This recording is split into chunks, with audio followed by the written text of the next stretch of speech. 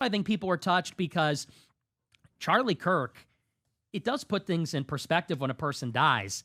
But seeing the outpouring of support, I mean, I saw a lot of young people that were emotional, young men, young women going to the vigils and actually distraught. And I think they were distraught, one, because it was so evil what was done to him. To see that kind of violence was really upsetting. But also, I think people were touched because Charlie Kirk, it does put things in perspective when a person dies. I don't believe he was a bad man. I disagreed with him. I didn't like his politics. But what I have come to respect about him is that he was a very hard worker. He was kind.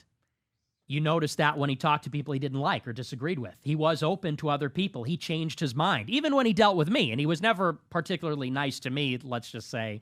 But he was to a lot of people.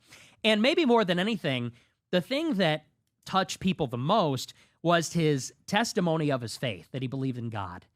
And, you know, I didn't like what he advocated for politics, but what he advocated for Christianity.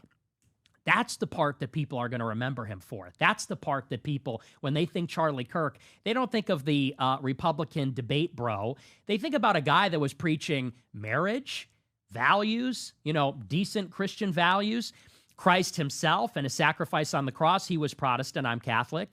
And when they held the memorial yesterday, I'm going to tell you the truth, I thought there were things about the memorial that were distasteful. But one thing that was exceptional about it is the way that the name of Christ was proclaimed to everybody.